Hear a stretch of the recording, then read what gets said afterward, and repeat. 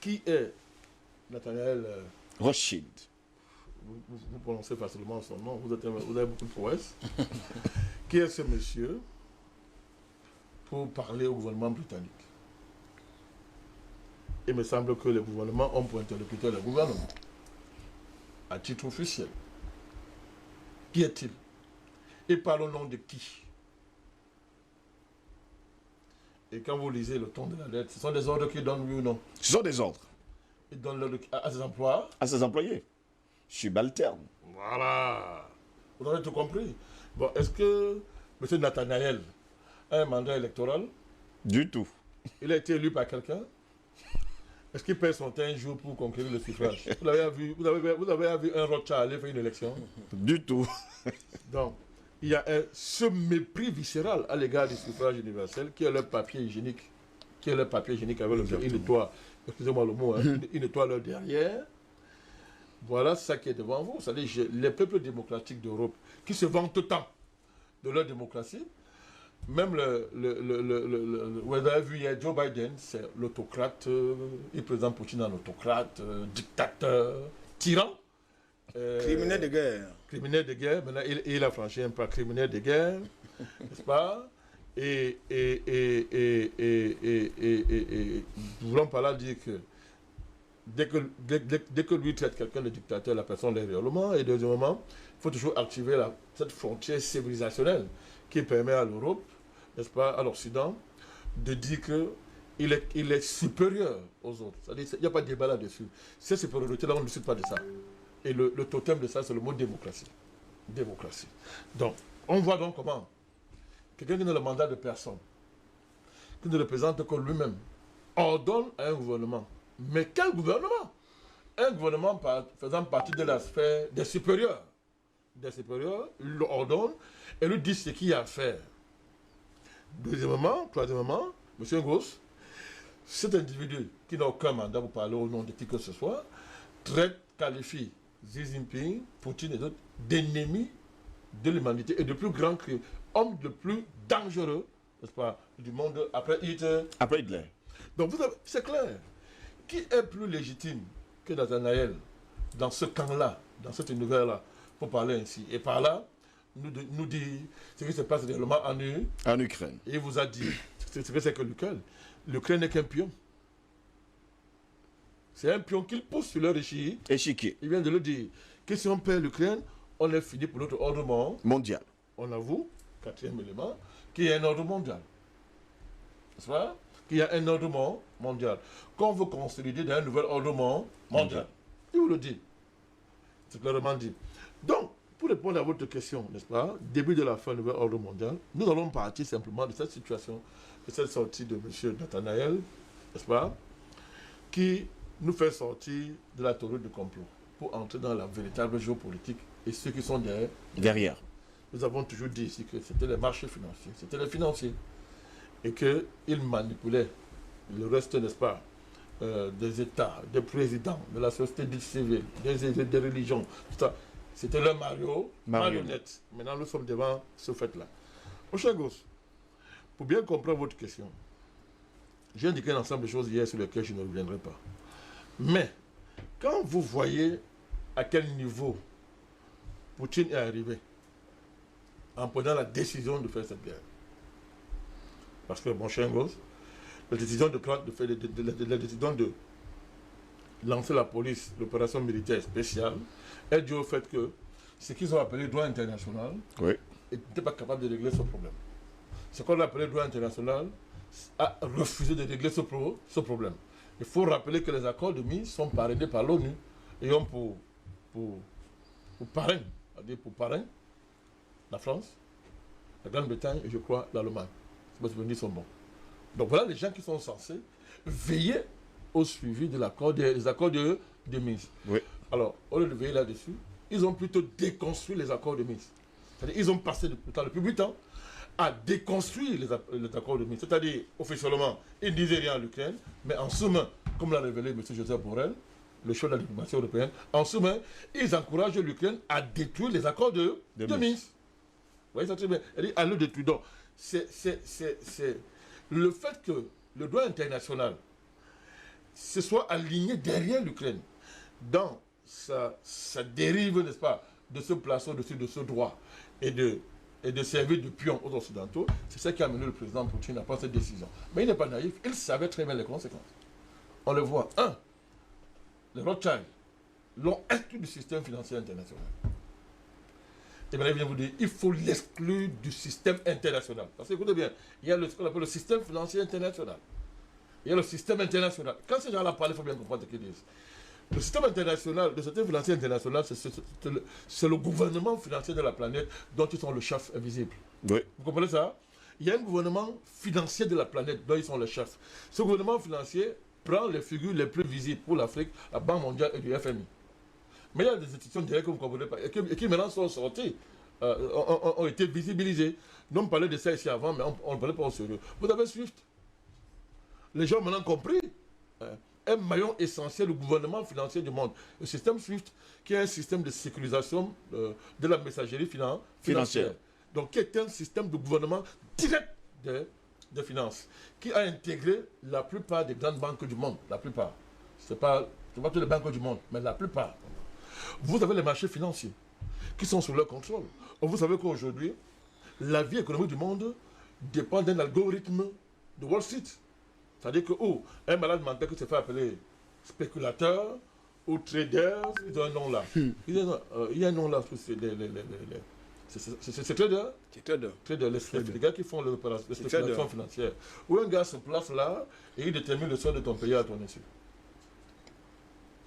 Et les mouvements de capitaux circulent dans une sphère virtuelle, n'est-ce pas, que personne ne contrôle sauf ces gens, et qui impactent directement la vie des nations. Exactement. Directement. Mais personne ne le contrôle. C'est-à-dire à partir d'une machinerie algorithmique dont eux seuls maîtrisent, n'est-ce pas, les contours. Et ça vous permet de voir que la maîtrise de ces machines-là, de ces algorithmes, est la preuve que ce qu'on appelle informatique, numérique, digitale, est sous leur contrôle. Donc, ils partent dans le système financier maintenant pour basculer dans le système politique du monde entier. Maintenant, c'était ça le coronavirus, à savoir élargir déjà le gouvernement financier qu'il maîtrise, qu'il contrôle depuis des années, pratiquement depuis des siècles, élargir ça maintenant au niveau de toutes les nations du monde en généralisant, n'est-ce pas, la digitalisation de la vie internationale. Il faut bien comprendre cette affaire, ce que je suis en train de dire. Donc, vous avez donc un gouvernement financier du monde. Maintenant, le gars, maintenant, il va plus loin.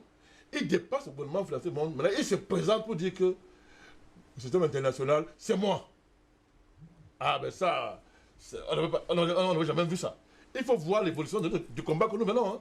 Maintenant, le patron du système international se présente. Ça veut dire quoi? Ça veut dire que si les Rothschild sont le patron du système international, ils sont le patron du monde. Ça va bien. C'est-à-dire qu'ils se considèrent. Ils se sont considérés comme tels jusqu'à aujourd'hui.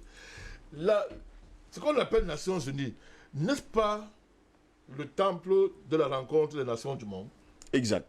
Et qu'on a dit que c'est l'instance suprême. C'est pas ce qu'on a dit. Ok. Avec un conseil de sécurité. Ben, est-ce que vous saviez qu'il y avait un conseil de sécurité dans le conseil de sécurité? Vous le saviez? Je l'ai dit ici plusieurs fois. Qu'il y a un conseil de sécurité dans le conseil de sécurité. Ce conseil de sécurité, on ne le voit jamais. Les marchés financiers. Le patron vient de prendre position. Il vient de donner l'ordre. Il vient de donner l'ordre au système international d'en finir avec pour Poutine. A donné l'ordre. Mais le donner l'ordre, le patron. Donc, voilà le vrai chef de l'ONU. Voilà le vrai chef de la CPI. Voilà le vrai chef de la Banque mondiale du FMI. J'ai parlé de ça. Voilà le vrai chef de tout le système international qui est devant vous. En passant par l'OMS, l'OMC, tous ces machins-là. Voilà le patron qui veut le sortir. Donc, quand on parle du système international, quand on parle de la communauté internationale, il y a la communauté internationale visible des nations, autoproclamées patrons du monde, mais la vraie communauté internationale est composée des Rothschild, c'est-à-dire les 13 familles, oui, et leur père. Leur père, c'est qui? Satan. Vous avez dit quoi? Lucifer, Satan. Alors, voilà la vraie communauté internationale. Puisque les Rothschild, on ne vous le dit pas, ils coiffent tous les sectes ésotériques, je dis bien tous les ordres. Entièrement et totalement, monde, oui. Mélangés, ça s'appelle l'Illuminati. Ils coiffent tout ça. Et troisièmement, le sommet des religions les a fait allégeance. Je dis bien, le sommet de toutes les religions de cette terre les a fait allégeance. Allons même plus loin. s'ils sont les chefs d'Israël, les vrais chefs d'Israël, et que dans la mythologie religieuse, n'est-ce pas, d'après leur livre saint, Oui. autoproclamé comme étant le livre saint, le peuple Israël est le peuple élu. C'est pas ça? Oui. Le peuple est... Le peuple élu et la race élue. Bon, si quelqu'un est le chef d'Israël, puisque Attali le dit, c'est eux le chef d'Israël, ça veut dire quoi? Ils sont Dieu. Mais pourquoi tu as peur de dire ça, mon frère? Faut Ils dire sont ça. Dieu. Ils sont... Dieu. C'est de cela qu'il s'agit, monsieur. C'est de cela qu'il s'agit. Vous voyez la pyramide? Regardez bien la pyramide, hein? Parce qu'il faut qu'on simplifie les éducations aux gens. Moi, quand je viens ici, j'ai toujours un souci de pédagogie. J'aime dans de terre à terre les choses compliquées. Donc, on va parler de Davos Marché. C'est trop compliqué pour les gens. On fait comme ça simplement. Chacun voit clair ce qui se passe. Là, voilà, il est sorti avec sa grosse tête. Il se présente. Donc, il est en train de nous dire que le système international, écoutez bien, la Russie était considérée jusqu'à présent comme un membre du système international. Est-ce que vous êtes d'accord?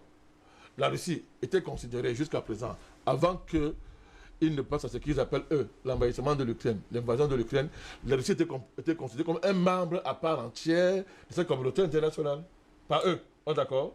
Maintenant que la Russie a décidé de faire ce qu'elle a fait, on l'exclut de la communauté internationale.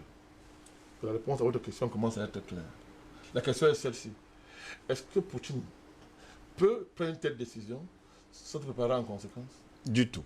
Pas seulement la gestion des sanctions, pas la gestion de l'opération militaire, en lançant la lettre nucléaire, pour le dire que celui qui tente, je le corrige.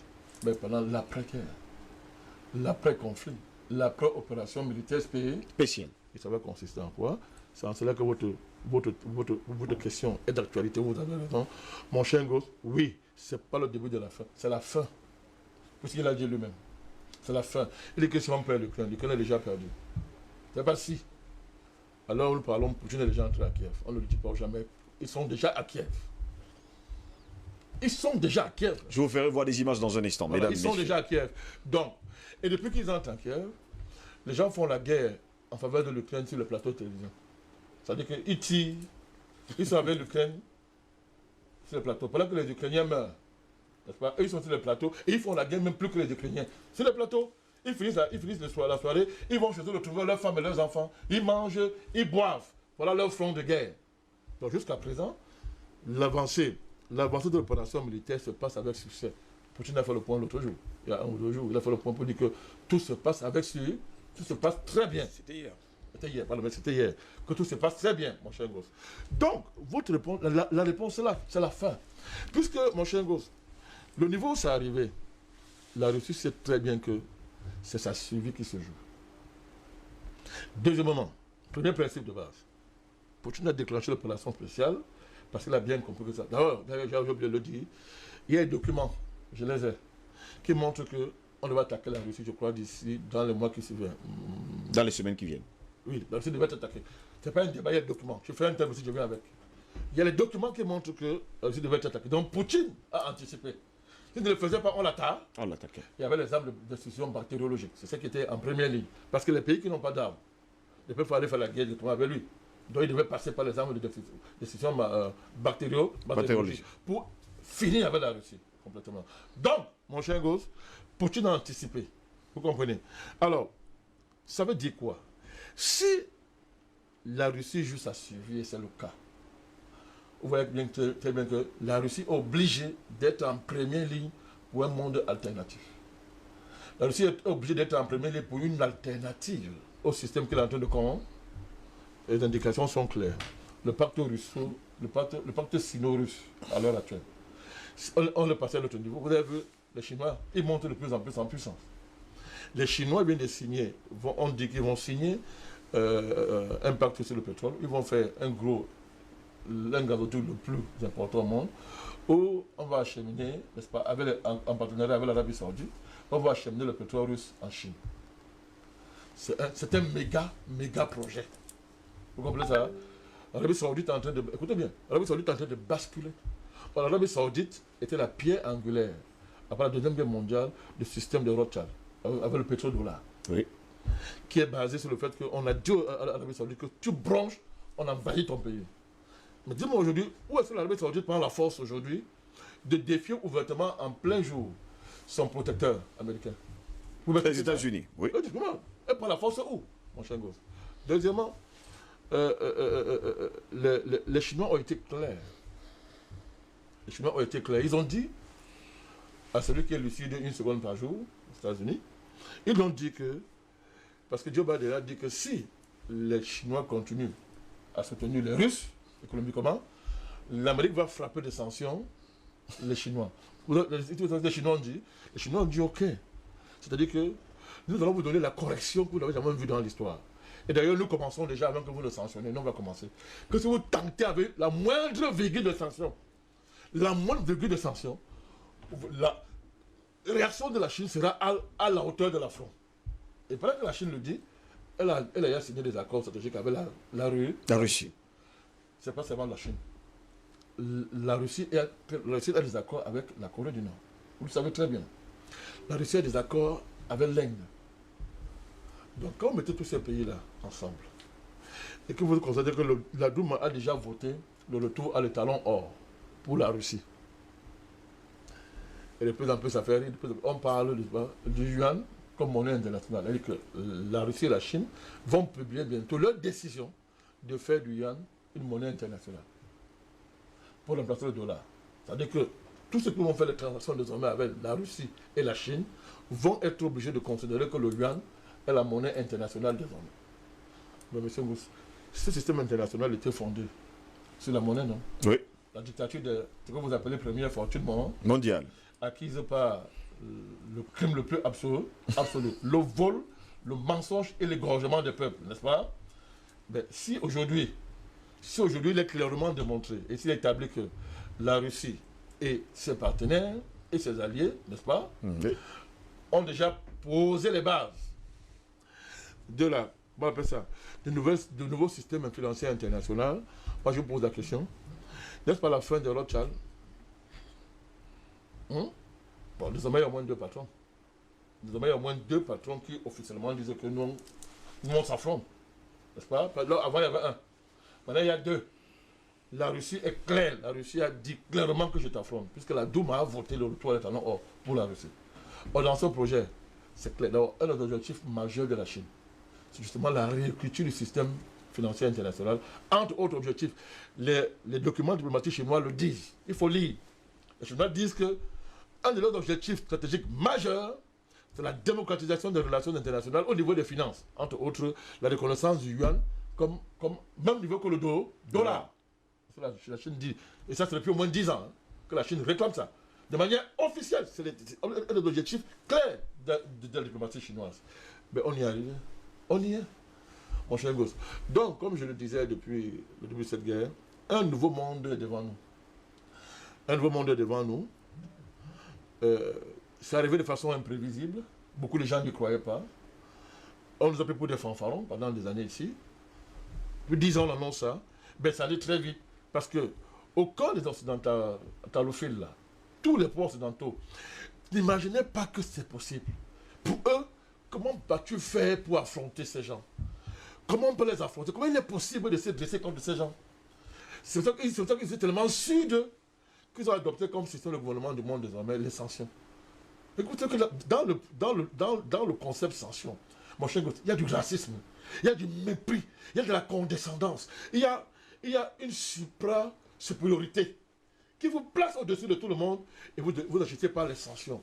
Mais en fait, les sanctions sont une sophistication, n'est-ce pas, de la violence d'État. C'est-à-dire que le gars est tellement sûr de lui qu'il te violente sans te toucher. D'où désormais leur arsenal qu'ils ont sorti. Maintenant, ils sont les champions de la lutte contre les crimes contre l'humanité. Dès qu'ils ont décidé de lancer la justice internationale avec la CPI pour pourchasser ceux qui seront auteurs des crimes contre l'humanité, personne n'a vu que c'était là, on avait fait un grand bond. Parce que c'est l'arme qu'ils ont utilisée par excellence par le passé. Oui. Mais si maintenant, ils décident que bon, ils vont juger désormais tous ceux qui vont se livrer à des crimes contre l'humanité. Mais ça veut dire quoi? Ça veut dire que pour eux, ils sont tellement arrivés loin qu'ils considèrent que ce qu'ils faisaient hier, c'est un crime contre l'humanité. Si tu tues Hamas, tu es un crime contre l'humanité.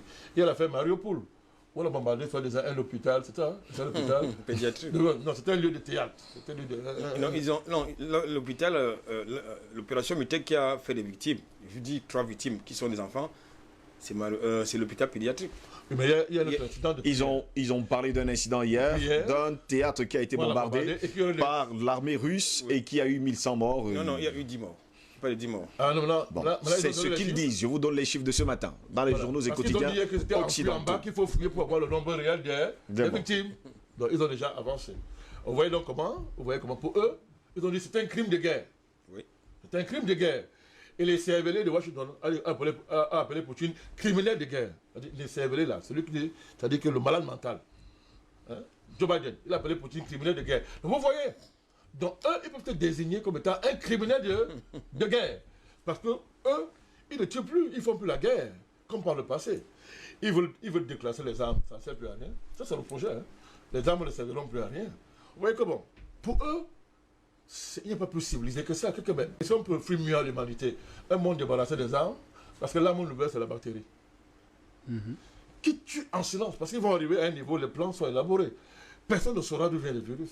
Parce que quand ils vont banaliser les vaccins, banaliser ce type d'urgence sanitaire, ça entre dans les mœurs. Mais les gens vont mourir, personne ne va pas. C'est-à-dire ça sera la mort virtuelle, la mort numérique, et ça sera sans trace. Tu ne pourras même pas t'adresser à quelqu'un, tu seras convaincu que bon, à qui tu vas parler. Donc, il faut laisser les vieilleries des armes de destruction massive. Et si maintenant ils prennent le devant pour dire que non, on veut un monde qui est débarrassé des armes de destruction massive, mais Satan devient Dieu. Satan devient l'incarnation du bien sur la terre.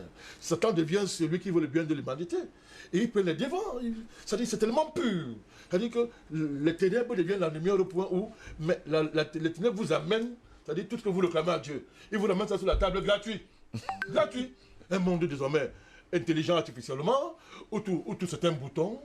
Ta maison, tu veux balayer ta maison, c'est un bouton. Tu appuies un bouton, un robot nettoie ça. Tu peux prendre une bière chez toi, tu te lèves, tu es assis sur un fauteuil numérique, en passant, numérique. Tu as un grand écran en plasma qui est devant toi. Elon Musk va plus loin. Il suffira de penser. Ton écran va bouger. De penser, on te sert. Un robot t'amène. Un robot très sophistiqué t'amène tout ce que tu veux. Tu peux déplacer ta douche dans ton salon et te laver. Tu appuies un bouton, ta douche rentre là où il est. Donc tu es un roi. Tu es un roi grâce au numérique. Mais dis-moi, gosse, un pareil monde comme on nous offre, y a-t-il mieux que ça? Est-ce que même Dieu a un pareil projet pour toi? Non. Donc à partir de cela, mon cher gosse, à partir de ça, les autres ne comprennent pas que quelqu'un se lève pour détruire un tel projet. Donc il faut rapidement que les armes de guerre, les tueries sauvages du temps passé, dont ils ont été les auteurs, ça soit effacé dans l'autre tête. Parce que si Red Charles dit que l'esclavage c'est un crime contre l'humanité, en passant par l'état criminel qu'on appelle la France, et une autre pion qu'on appelle Taubira, qui fait voter une loi où on dit que l'esclavage est un crime contre l'humanité, mais il n'y a pas d'auteur du crime, n'est-ce pas? À partir du moment où on dit que les chefs d'État qui tirent les populations vont passer devant les cours internationaux de justice, et que les peuples disent que mais dis donc enfin, mais ça c'est une avancée extraordinaire. Donc si un président tue sur moi, et voilà, ce pays, je suis libre. Les Ivoiriens l'ont cru. Bon, là, ce pays. Ils ont découvert la liberté. Version M. Ouattara. Et c'est pareil, mon cher gosse. Donc, vous voyez, les peuples... Non, mais comment je te dis, mon président, s'il me touche, il va là, ce pays. Mais qu'il n'est pas argenté. Les journalistes, on touche un journaliste, la communauté mondiale des journalistes s'élève. Pour dire que, attentat contre la liberté de la presse, qui est un crime civilisationnel de nos jours. Mais quand on voit tous les crimes que les journalistes font, mais c'est de la déontologie médiatique. Quand vous regardez M. Pujadas, dont je ne vais pas revenir sur son apparence physique, qui organise une émission sur sa chaîne, et où on passe 2 heures du temps à démontrer que Poutine est mentalement malade. Et qu'il est dément. Et qu'il faut l'assassiner. Ça, c'est une nouvelle émission. Ça, c'est l'ancienne émission. Je parle d'une émission, ça c'est hier. C'est hier. Hier. C'est-à-dire qu'on parle de 3 heures avec des experts, des anciens colonels à la retraite, pour dire qu'il est dément. Et on convoque des médecins qui disent que voilà comment il se traite. On fait la comparaison entre sa tête aujourd'hui et la tête d'hier, il y a 10 ans, qui a gonflé, machin et consort. On a bouché au fait que c'est la démence là. La démence là qui l'a conduit à prendre une telle décision. Qu'il a un cancer du cerveau. Oui, c'est ça qui l'amène à prendre une telle décision. Vous voyez, ça c'est pas un crime. Mais si vous touchez un journaliste dans le monde entier, ça s'arrête. Vous touchez un PD, le monde s'arrête. C'est l'intolérance, c'est le Moyen-Âge. Donc la civilisation de nos jours passe par la reconnaissance des droits des minorités sexuelles, Le problème majeur du monde aujourd'hui, c'est que le monde entier n'a pas encore compris. Donc, certaines parties du monde, si on suit les Sévrais de Washington, n'ont pas encore compris que respecter les droits des minorités sexuelles, c'est ça le stade suprême de la civilisation. Donc, mon cher gosse, voilà tout ce projet devant nous, le meilleur monde possible qui est dessiné. Donc, on ne comprend pas donc que M. Poutine se lève contre ça. Donc, il faut donc l'exclure du monde international. Donc, voilà la quintessence. Donc, quand on a fait une première démonstration, les choses sont claires, mon cher gosse. Oui, nous sommes à l'aube d'un monde nouveau. Le monde nouveau suppose les fondements de l'ancien, vous comprenez? Et le théâtre ukrainien est le tableau vivant de l'effondrement de l'ancien monde le monde international. Et nous l'avons annoncé. On l'a toujours annoncé. Et vous étiez là. On va continuer à le faire. Et rien ne nous y empêchera. D'ailleurs, président Badek